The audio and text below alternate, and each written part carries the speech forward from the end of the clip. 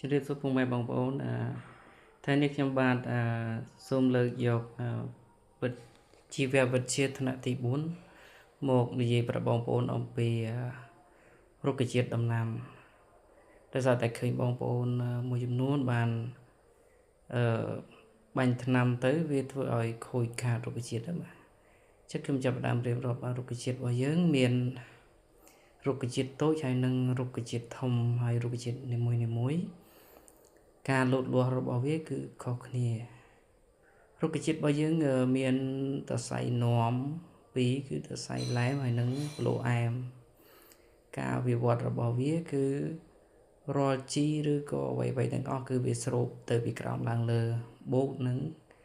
ការស្រូបយកកម្ដៅថ្ងៃដើម្បីបំលែងទៅជាជាតិស្ករដើម្បី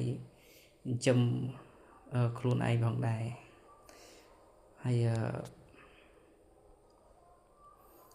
នៅត្រង់ចំណុចនេះខ្ញុំចង់និយាយថា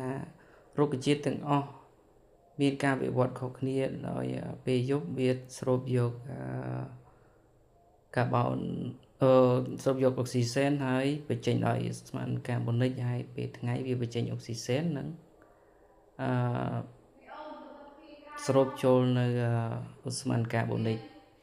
អញ្ចឹងគ្រប់រុក្ខជាតិទាំងអស់ត្រូវការស្រូបពីក្រោមហើយបូកនឹងពន្លឺថ្ងៃដែរប៉ុន្តែដោយសារឃើញបងប្អូនប្រជាពលរដ្ឋយើងបាញ់ថ្នាំទៅវាជាប់ស្អិតសារធាតុផ្សេងនៅនឹងស្លឹករបស់វាធ្វើឲ្យវាខូចខាតនៅ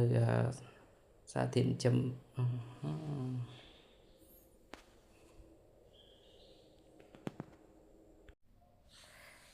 ដោយសារតែបងប្អូនទាំងអស់គ្នាភាគច្រើនគឺបាញ់ថ្នាំការបាញ់ថ្នាំនោះគឺមិនបានសិក្សាអីបានច្បាស់លាស់ទេគឺចេះតែបាញ់តែម្ដងកាលណាតែបាញ់ទៅវាធ្វើឲ្យខូចនៅប្រព័ន្ធដឹកនាំរបស់វាជាទូទៅថ្នាំពេលដែលបាញ់ជាប់នឹងស្លឹកទៅវាធ្វើឲ្យជាប់ស្អិតនៅលើនឹងហើយការសំយោគរបស់កម្ដៅថ្ងៃវាអត់បានល្អដូចដែលយើងអត់បាញ់ទេថ្នាំបើសិនជាយើងបាញ់តែថ្នាំពុល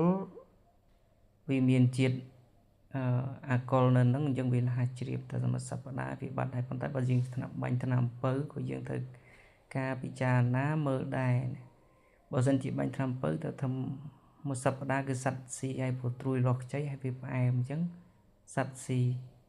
យ៉ាងវិញទៀតវាធ្វើឲ្យស្អិតជាប់នៅអាសារ